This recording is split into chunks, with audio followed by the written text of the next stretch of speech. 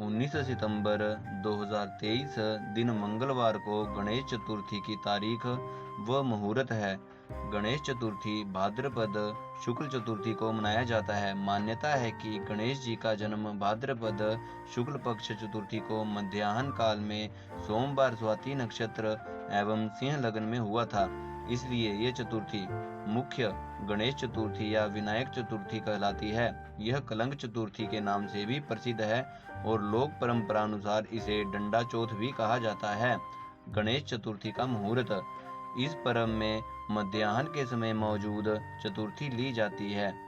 इस दिन रविवार या मंगलवार को यह चतुर्थी हो तो यह महाचतुर्थी कहलाई जाती है। गणेश चतुर्थी व्रत व पूजन विधि। व्रती को चाहिए कि वह प्रातः स्नान करने के बाद सोने, तांबे अथवा मिट्टी की गणेश प्रतिमा ले। एक कोरे कलश में जल भरकर उसके मुंह पर कोरा वस्त्र बांधकर उसके ऊपर गणेश जी को विराजमान करें।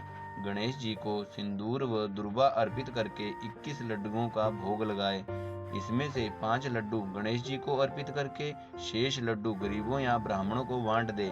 सायंकाल के समय गणेश जी का पूजन करना चाहिए। गणेश चतुर्थी की कथा गणेश चालीसा व आरती पढ़ने के बाद अपनी दृष्टि को नीचे रखते हुए चंद्रमा को अर्घ देना चाहिए। इस दिन गणेश जी के सिद्धि विनायक रूप की पूजा व व्रत किया जाता है। विशेष मान्यता है कि इस दिन चंद्रमा का दर्शन नहीं करना चाहिए, वरना कलंक का भागी होना पड़ता है। अगर भूल से चंद्र दर्शन हो जाए तो इस दोष के निवारण के लिए उपाय करने चाहिए। ध्यान रहे कि तुलसी के पत्ते गणेश पूजा में इस्तेमाल नहीं हों।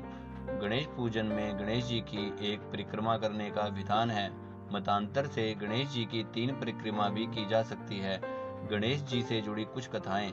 पौराणिक मतों के अनुसार गणेश जी से जुड़ी कुछ प्रचलित कथाएं इस प्रकार हैं।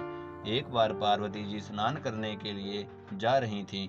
उन्होंने अपने शरीर के मैल से एक पुतला निर्मित कर उसमें प्राण फूंके और घर की रक्षा के लिए उसे द्वारपाल के रूप में नियुक्त किया। ये द्वारपाल गणेश जी थे।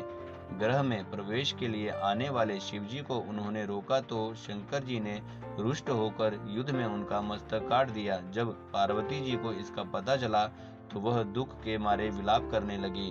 उनको प्रसन्न करने के लिए शिवजी ने गज अथवा हाथी का सिर काट कर गणेश जी के धड़ पर जोड़ दिया। गज का सिर जोड़ने के कारण ही उनका नाम गजानन पड़ा।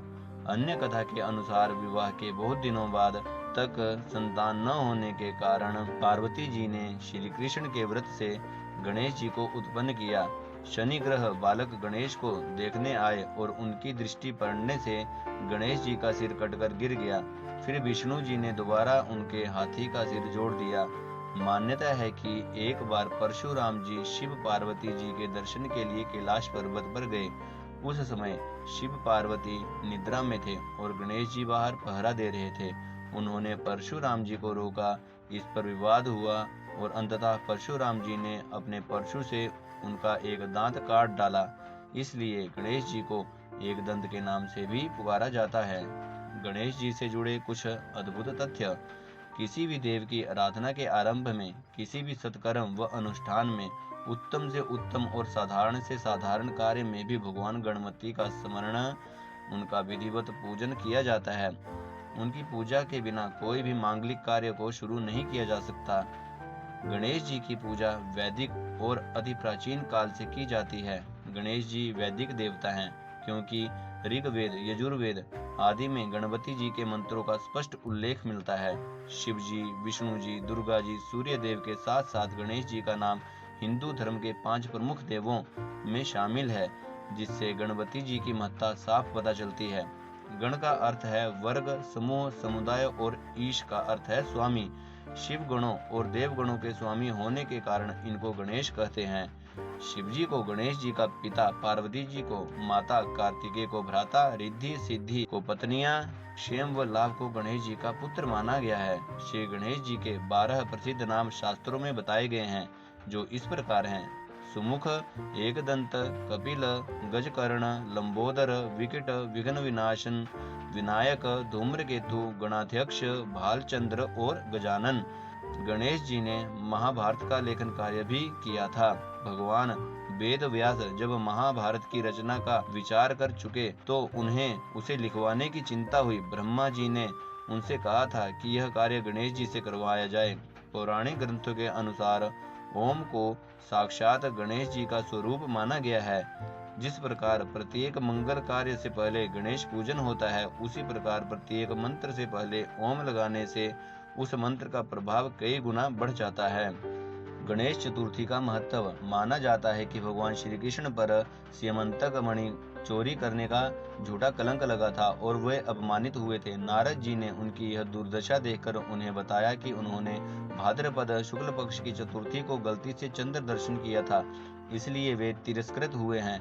नारद मुनि ने उन्हें यह भी बताया कि इस दिन चंद्रमा को गणेश जी ने श्राप दिया था, इसलिए जो इस दिन चंद्र दर्शन करता है उस पर मिथ्या कलंक लगता है। नारद मुनि की सलाह पर श्री कृष्ण जी ने गणेश चतुर्थी का व्रत किया था और दोष मुक्त हुए थे।